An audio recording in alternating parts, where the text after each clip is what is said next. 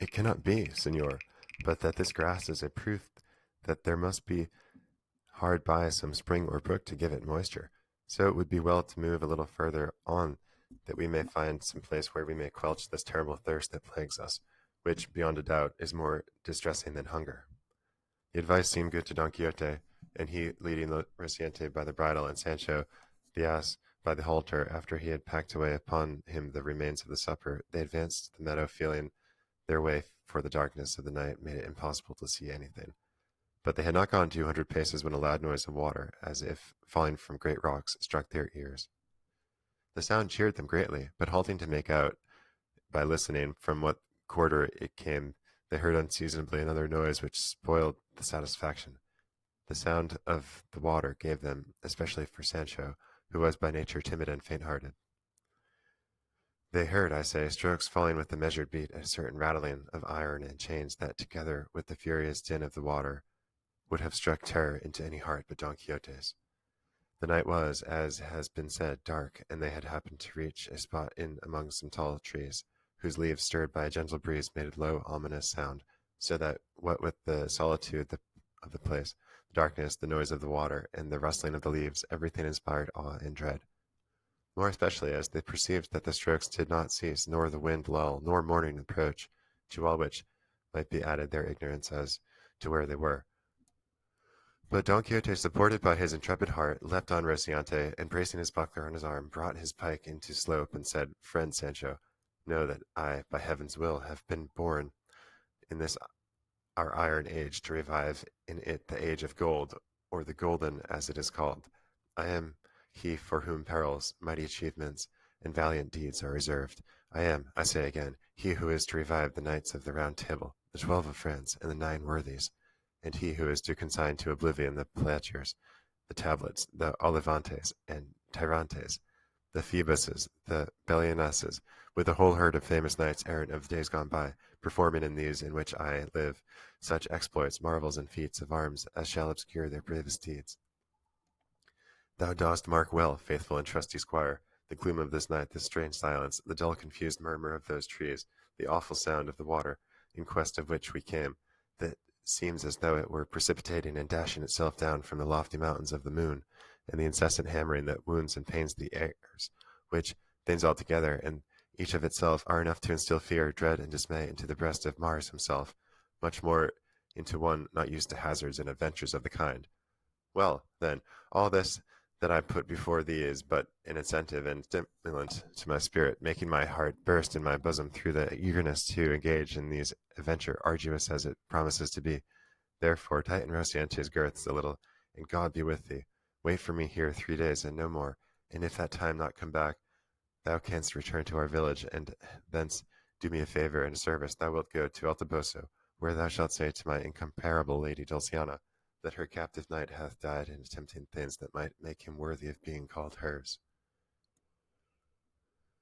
When Sancho heard his master's words, he began to weep in the most pathetic way, saying, "Señor, I know not why your worship wants to attempt this so dreadful adventure. It is night now. No one sees us here. We can easily turn about and take ourselves out of danger, even if we don't drink for 3 days to come.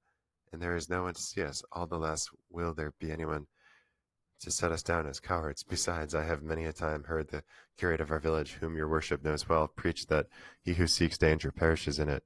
So it is not right to tempt God by trying so tremendous a feat from which there can be no escape, save by a miracle.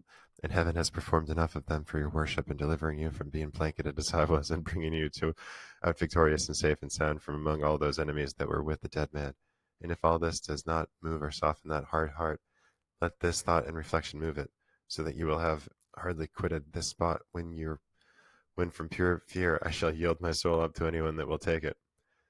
I left home and wife and children to come and serve your worship, trusting to do better and not worse, but as covetousness bursts the bag, it has rent my hopes asunder, for just as I had them highest about getting that wretched, unlucky island your worship has so often promised me, I see that instead and in lieu of it, you mean to desert me now in a place so far from human reach. For God's sake, master mine, deal not so unjustly by me, and if your worship will not entirely give up attempting this feat, at least put it off till the morning, for by what the lore I learned when I was a shepherd tells me it cannot on to 3 hours of dawn now, because the mouth of the horn is overhead and makes midnight in the line of the left arm.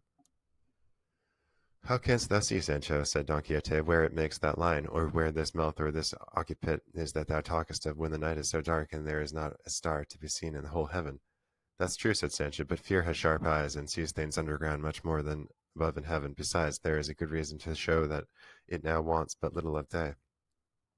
Let it want what it may, replied Don Quixote, it shall not be said of me now or at any time that tears or entreaties turned me aside from doing what was in accordance with knightly usage. And so I beg of thee, Sancho, to hold thy peace, for God, who has put it into my heart to undertake now this so unexplained and terrible adventure, will take care now to watch over my safety and console thy sorrow. What thou hast to do is to tighten Rocinante's girths well, and wait here, for I shall come back shortly, alive or dead. Sancho, perceiving it in his master's final resolve, and how little his tears, counsels, and entreaties prevailed with him, determined to have recourse of his own ingenuity, and compel him, if he could, to wait till daylight. And so, while tightening the girths of the horse, he quietly, and without being felt, with his ass's halter tied to both Rocinante's legs, so that when Don Quixote strove to go, he was unable, as the horse could only move by jumps. Seeing the success of this trick, Sancho Panza said, "See there, señor, heaven moved by my tears and prayers has so ordered it that Rocinante cannot stir, and if you will be obstinate and spur and strike him, you will only provoke fortune and kick, as they say, against the pricks." Don Quixote at this grew desperate, but the more he drove his heels into the horse, the less he stirred him, and not having any suspicion of the tying, he was fain to resign himself and wait until daybreak, or until Rocinante could move, firmly persuaded that all this came of something other than Sancho's ingenuity. So he said to him, "As it is, so, Sancho, and as Rocinante cannot move, I am content to wait till dawn smiles upon us, even though I weep while it delays its coming." "There is no need to weep," answered Sancho, "for I will amuse your worship by telling stories from this till daylight, until, indeed, you like to dismount and lie down to sleep a little on the green grass after the fashion of knights errant, so as to be fresher when day comes and the moment arrives for attempting this extraordinary adventure you are looking forward to." "What art thou talking about, dismounting or sleeping for?" said Don Quixote. Thinkest thou one of those knights that take their rest in the presence of danger? Sleep, sleep thou who art born to sleep, or do as thou wilt, for I will act as I think most consistent with my character. "Be not angry, master mine," replied Sancho. "I did not mean to say that." And coming close to him, he laid one hand on the pommel of the saddle and the other on the cantle, so that he held his master's left thigh in embrace, not daring to separate a finger's width from him, so much afraid that he was of the strokes which still resounded with the regular beat. Don Quixote bade him tell some story to amuse him as he had promised, to which Sancho replied that he would, if his dread of what they heard would let him. "Still," said he, "I will strive to tell a story which, if I can manage to relate it, and nobody interferes with the telling, is the best of stories, and let your worship give me your attention, for here I begin. What was, and may the good that is be to come be for all, and the evil for him who goes to look for it. Your worship must know that the beginning of old folk used to put to their tales was not just as each one pleased. It was a maxim of Cato Zonzarino, the Roman, that says, 'The evil for him that goes to look for it,' and it comes as pat to the purpose now as ring to finger, to show that your worship should keep quiet and not go looking for evil in any quarter, and that we should go back by some other road, since nobody forces us to follow this in which so many terrors affright us." "Go on with thy story, Sancho," said Don Quixote, "and leave the choice of our road to my care."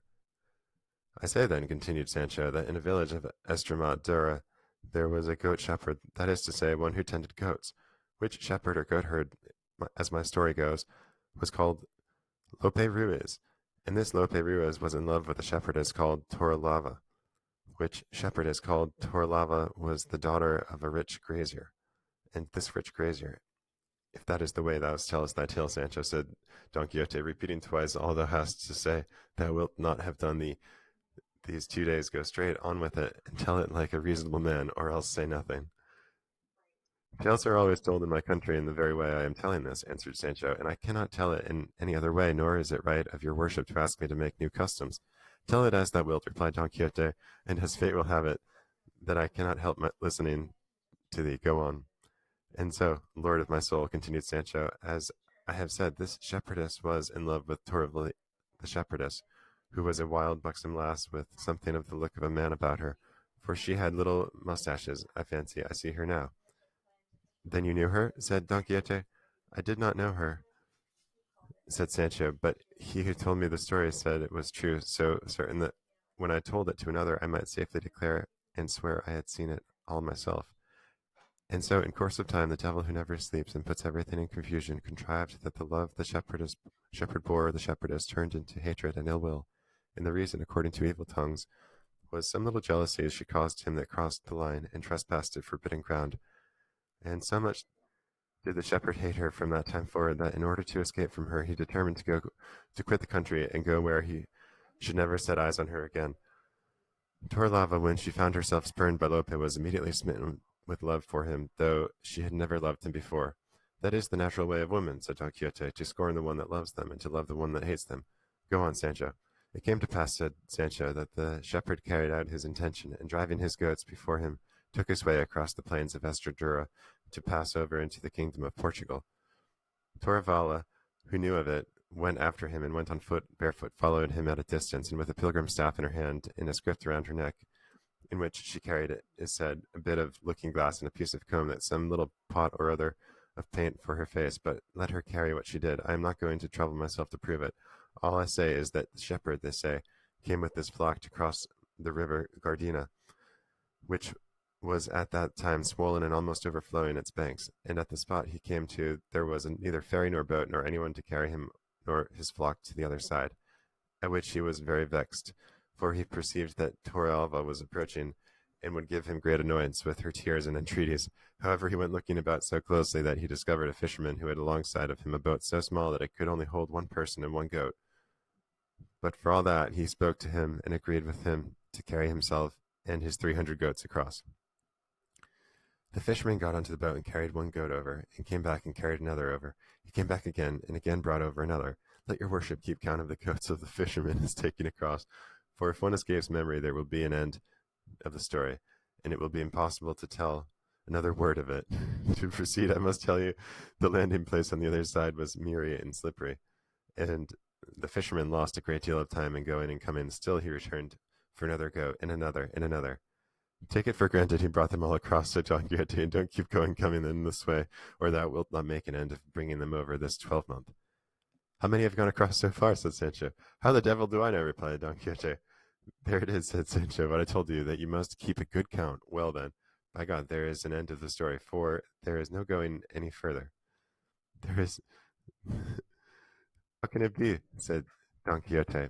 Is it so essential to the story to have to know a nicety of the goats that have crossed over, that if there be a mistake in one of the reckoning, thou canst not go on with it? No, señor, not a bit, replied Sancho, for when I asked your worship to tell me how many goats had crossed, and you answered you did not know, at that very instant all I had to say passed away out of my memory, and, faith, there was much virtue in it, and entertainment. So then, said Don Quixote, the story has come to an end, as much as my mother has, said Sancho. In truth, said Don Quixote, thou hast told one of the rarest stories, tales, or histories that anyone in the world could have imagined, and such a way of telling it and ending it was never seen nor will be in a lifetime, though I expected nothing else from thy excellent understanding. But I do not wonder, for perhaps those ceaseless strokes may have confused thy wits. All that may be, replied Sancho, but I know that as to my story, all that can be said is that it ends there, where the mistakes in the count of the passage of the goats begins. Let it end where it will. Well and good, said Don Quixote, and let us see if Rocinante can go. And again he spurred him, and again Rocinante made jumps and remained where he was, so well tied was he. Just then, whether it was the cold of the morning that was now approaching, or that he had eaten something laxative at supper, or that it was only natural, as is most likely, Sancho felt a desire to do what no one could do for him. But so great was the fear that had penetrated his heart, he dared not separate himself from his master by as much as the black of his nail. To escape doing what he wanted was, however, also impossible. So what he did for peace's sake was to remove his right hand, which held back the saddle, and with it to untie gently and silently the running string, which alone held up his breeches, so that on loosening it, they at once fell down round his feet like fetters. He then raised the shirt well as he could and bared his hindquarters, no slim ones. But this accomplished, which he fancied was all he had to do to get out of this terrible strait and embarrassment, another still greater difficulty presented itself, for it seemed to him impossible to relieve himself without making some noise, and he ground his teeth and squeezed his shoulders together, holding his breath as much as he could. But in spite of his precautions, he was unlucky enough, after all, to make a little noise, very different from that which was causing him so much fear. Don Quixote, hearing it, said, "What noise is that, Sancho?" "I don't know, señor," said he. "It must be something new, for adventures and misadventures never begin with a trifle." Once more he tried his luck and succeeded so well that without any further noise or disturbance he found himself relieved of the burden that had given him so much discomfort. But as Don Quixote's sense of smell was so acute as his hearing, and as Sancho's was so closely linked with him that the fumes rose almost in a straight line, it could not be but that some should reach his nose, and that as soon as they did, he came to its relief by compressing it between his fingers, saying in a rather stifling tone, "Sancho, it strikes me thou art in great fear." "I am," answered Sancho. "But how does your worship perceive it now more than ever?" "Because just now thou art smelt strongest than ever, and not of ambergris," answered Don Quixote. "Very likely," said Sancho, "but that's not my fault, but your worship's, for leading me about at unreasonable hours and such want paces." "Then go back 3 or 4, my friend," said Don Quixote, all the time with his fingers to his nose, and for the future pay more attention to thy person and to what thou owest to mine, for it is my great familiarity with thee that has bred this contempt." "I'll bet," replied Sancho, "that your worship thinks I have done something I ought not with my person. It makes it worse to stir it, friend Sancho," returned Don Quixote. With this another talk of the same sort, master and man passed the night, till Sancho, perceiving that daybreak was coming on apace, very cautiously untied Rocinante and tied up his breeches. As soon as Rocinante found himself free, though by nature he was not at all meddlesome, he seemed to feel lively and began pawing for as to caper and begging his pardon, he knew not what it meant. Don Quixote then, perceiving that Rocinante could move, took it as a good sign and a signal that he should attempt the dread adventure. By this time day had fully broken, and everything showed distinctly, and Don Quixote saw that he was among some tall trees, chestnuts, which cast a very deep shade.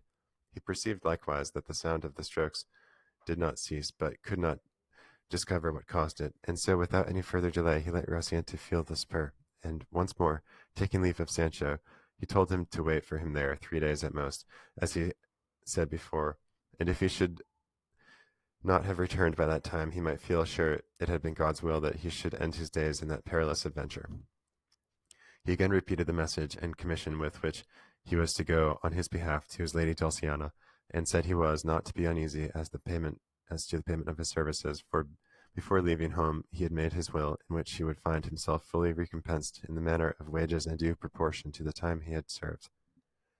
But if God delivered him safe, sound, and unhurt out of that danger, he might look upon the promised island as much more than certain. Sancho began to weep afresh on again hearing the affecting words of his good master, and resolved to stay with him until the final issue and end of the business. From these tears and this honorable resolve of Sancho Panza's, the author of this history infers that he must have been of good birth and at least an old Christian, and the feeling he displayed touched his, but not so much as to make him show any weakness.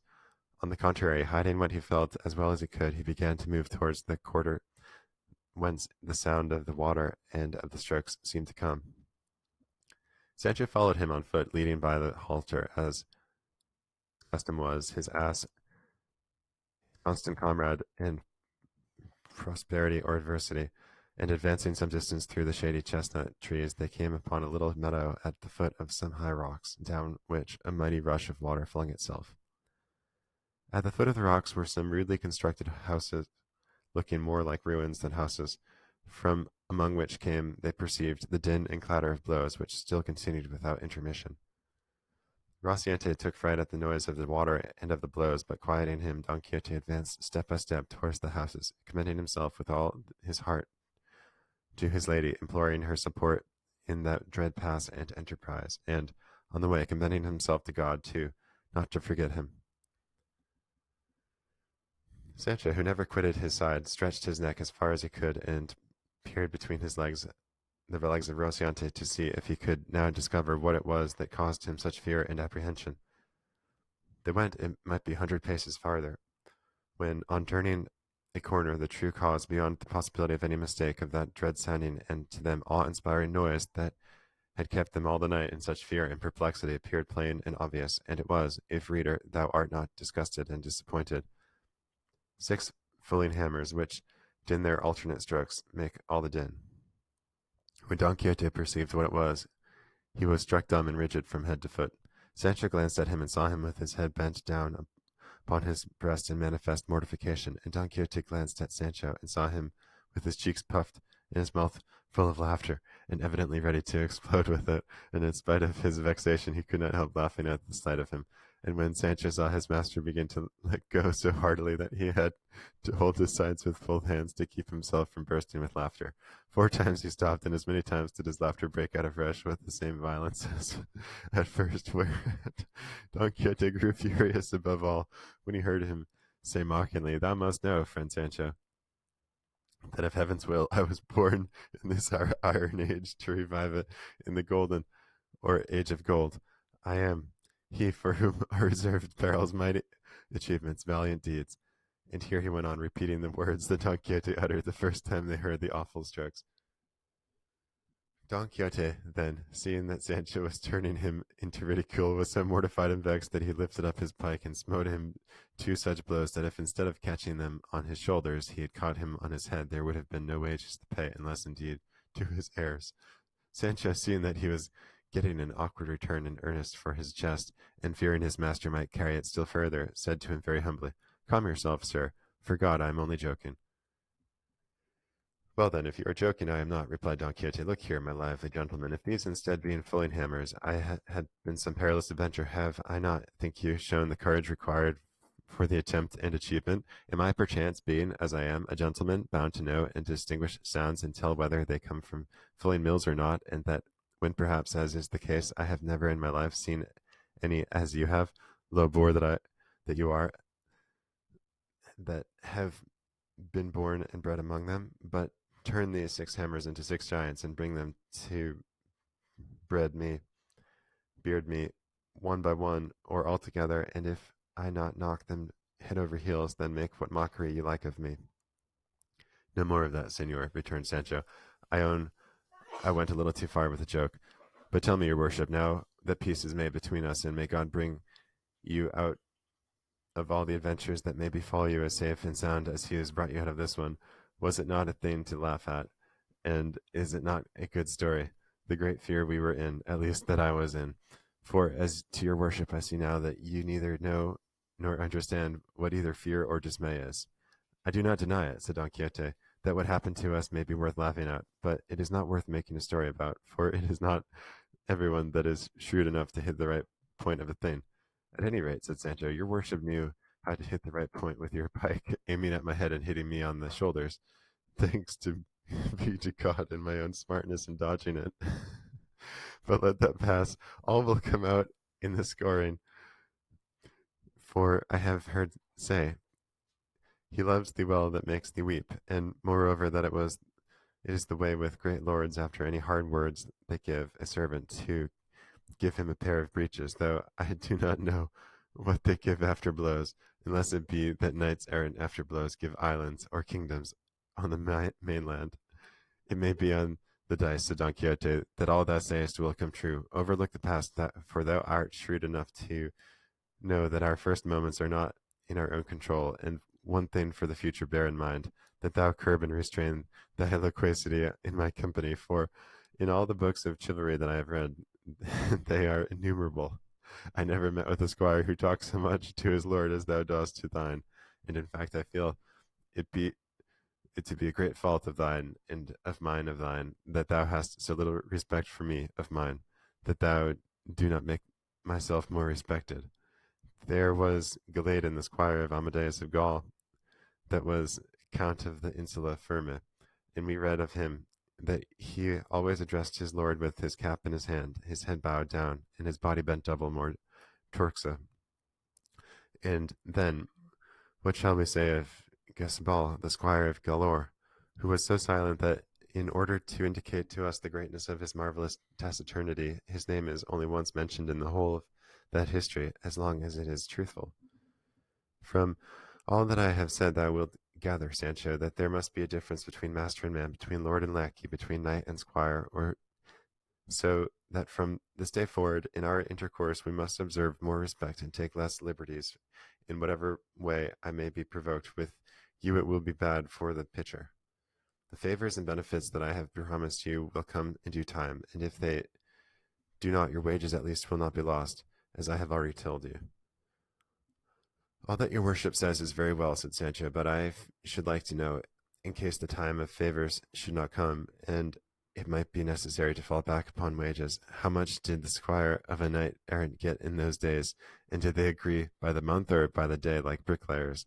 I do not believe, replied Don Quixote, that such squires were ever on wages, but were dependent on favor, and I have now mentioned thine in the sealed will I have left at home.